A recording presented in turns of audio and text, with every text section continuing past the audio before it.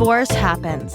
In fact, it happens to almost 50% of first marriages. So let's talk about it. Welcome to Divorce Happens, a podcast to educate, inspire, support, and yes, make you laugh through divorce and beyond so that you can start fresh on the next phase of your journey. Remember, divorce happens, and then we start fresh. You get divorced. You get divorced. Getting divorced? I'm getting a divorce. You're getting a divorce. Because she's getting a divorce. So what if I get divorced?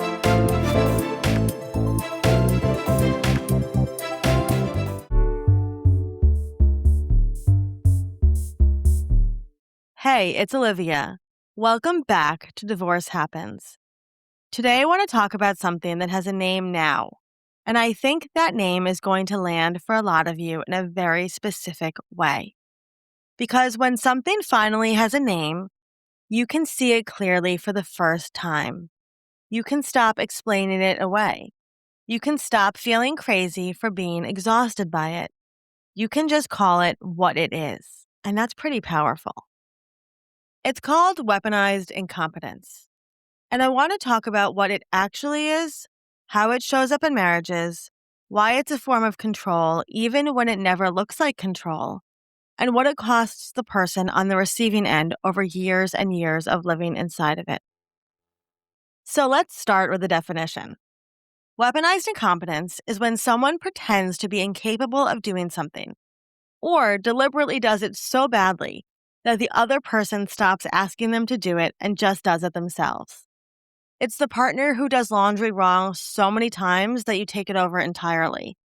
The one who burns dinner consistently enough that cooking becomes your job by default. The one who fills out the school forms incorrectly, forgets the pediatrician appointments, packs the wrong things in the kids' bags, until you stop expecting them to do any of it at all because the cost of fixing their mistakes is higher than just doing it yourself in the first place. And here is the part I really want you to hear. It is not incompetence. That's the whole point. It's a strategy, conscious or not, and sometimes it is absolutely conscious. It is a way of opting out of the labor of running a life together while maintaining total deniability. Because they didn't refuse, they tried. They just couldn't quite manage it. And what can you really say to that? Well, a lot actually, but we're going to get to that. First, I want to talk about how it feels to live inside this dynamic, because I think a lot of people have experienced it without ever having the language for it. It feels like being the only adult in the house, even when you are two adults in the house. It feels like having a dependent who is the same age as you. It feels like exhaustion that you can never fully explain to people outside your marriage because from the outside, everything looks fine. He shows up, he's present, he's not a bad person. He's just somehow never able to do anything completely or correctly without your intervention. It feels like resentment that builds so slowly and so steadily that one day you look up and realize you are furious, and you have been furious for a long time. It also feels like self-doubt, because the story that gets told, often implicitly, sometimes explicitly, is that you are the capable one, the organized one, the one who cares about these things. And over time, that story starts to feel like a compliment. You're the one who holds everything together. You're indispensable. Look at everything you manage, you queen. And somewhere in there, the fact that you became indispensable because your partner engineered a situation that required it gets completely lost. That reframe from I'm capable to I was maneuvered into carrying everything is a significant one. And it can bring up a lot of grief and anger when it lands. Here's why I call it a form of control, even when it doesn't look like what we typically picture control to look like. Control in relationships is not always loud. It is not always aggressive or obvious or scary. Sometimes control is quiet. Sometimes it looks like helplessness.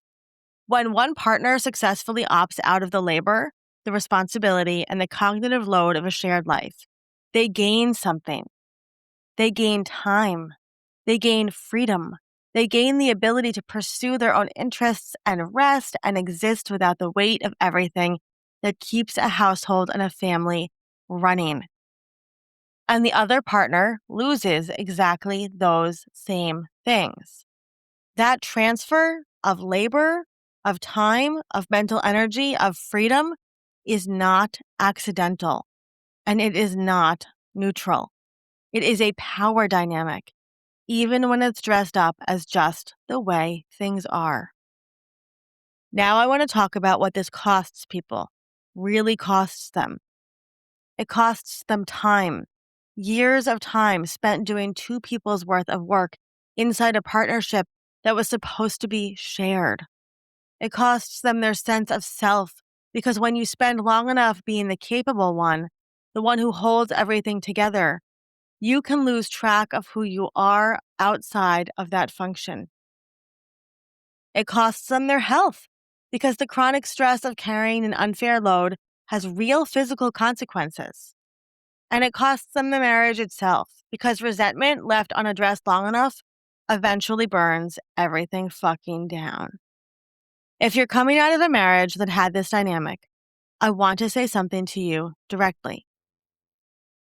That exhaustion you felt was real. That resentment was earned. The fact that you couldn't prove it, couldn't point to a single dramatic incident, couldn't make anyone else see what was happening inside your own home, that doesn't mean it wasn't happening. It was. You knew it in your body even when you couldn't name it in words. And here is what I most want you to take into the next chapter of your life. The story that you are the capable one, that you are the one who holds everything together, that you are somehow built for carrying more than you share. That is not a fixed truth about who you are. It is a role you were assigned inside a dynamic that did not serve you. You are allowed to put that down. You are allowed to exist in a relationship where the labor is shared, where you are not the only adult in the room, where being loved does not come with a hidden invoice for all the things your partner decided they couldn't manage to do. That is not too much to ask. That is the baseline.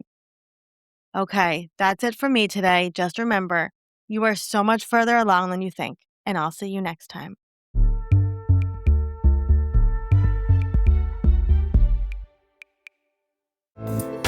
Divorce Happens is produced by Fresh Starts Registry, the only divorce registry platform for everything you need to begin again, including home items, hype team, and everything in between. Remember, divorce happens, and then we start fresh. We're here to support you before, during, and after divorce.